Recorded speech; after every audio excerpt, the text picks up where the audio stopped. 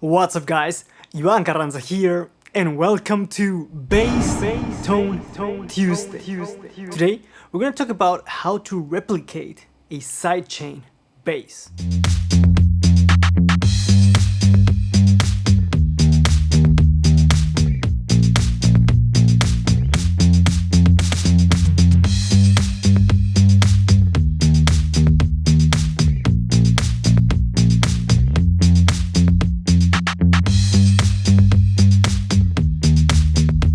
A sidechain bass or bass line is very common to club, dance, and electronic music. And essentially what it is a bass note that's being held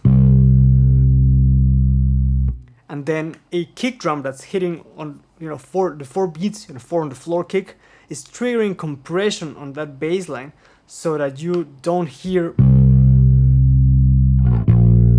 something like that, but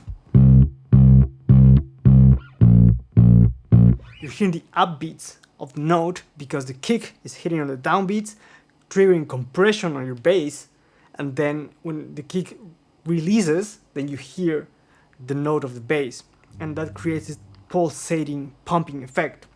Now this is useful, of course, to replicate electronic music and dance music, but also some pop productions have that kind of bass line, and knowing how to replicate that tone is very helpful if you're playing for an artist, for a singer that has some songs that are in that style and they want to play them live. For this, we're going to be using the G&L JB Fullerton Deluxe, even though actually P basses, in my opinion, work better, but I want to challenge myself to get it to work with this. And I'm using an SVT, an Ampeg SVT plugin that has some drive, as you could hear. There's some hair, there's some distortion behind there. Nothing like super aggressive metal-like, but there's some distortion there.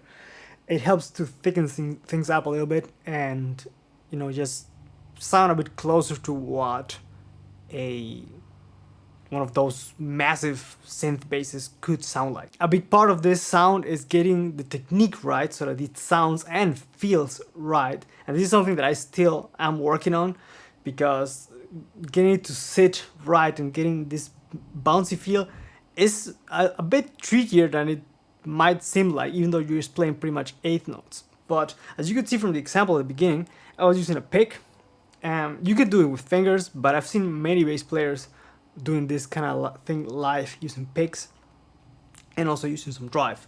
But essentially what we want to do is get a pick and palm mute, so we put our palm near the bridge, and playing downstrokes only makes the sound a bit more even. And what you want to do is play the first note pretty lightly and then accentuate or play the second note a bit louder, so you get kind of this effect.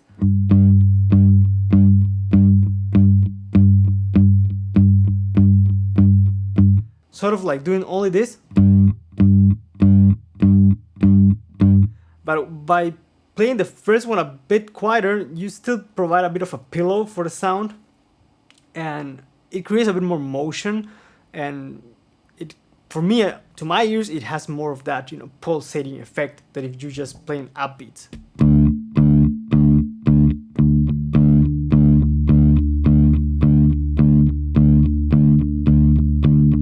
So a great way to practice this is just you grab a metronome or put a drum loop or something, grab one note and just focus on getting that, accent on the second one, and the very first note played very quietly.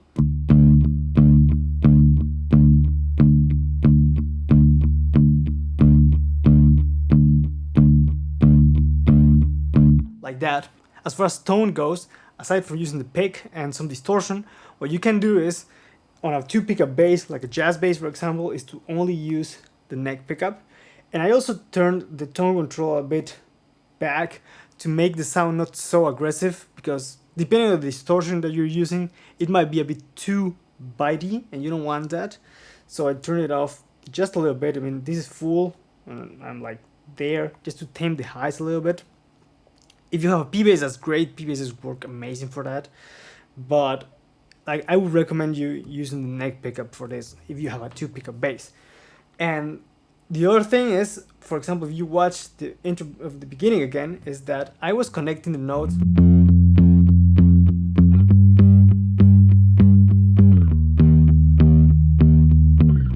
was sliding quite a bit. That helps because a lot of those electronic music sounds are actually, they have slides here and there, so that makes it sound a bit more authentic, and playing everything on one string also makes it sound a bit more even. And this is one of the sounds that, more than which settings you have, or which amp, which pedal, or which distortion you have, this is more about really getting the technique down and knowing how much attack you need for one note, and also the timing, getting comfortable with just playing downstrokes all the time, and how to connect the notes on your fretboard. If you don't play with a pick, you can do it with your fingers, and the same principle applies, that the first note is a bit quieter, the second one is a bit louder. So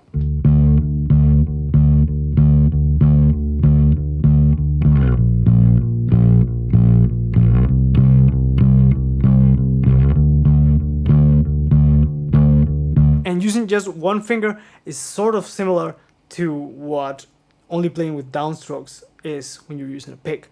So try to get comfortable also just plugging with just one finger and controlling your dynamics that way. I hope you guys found this helpful. Let me know what you think in the comments, and also don't forget to subscribe and hit the notification bell to stay up to date with the content that's coming to the channel. Thank you guys for watching. Let me know what you think in the comments, and I'll catch you guys on the next one. Take care.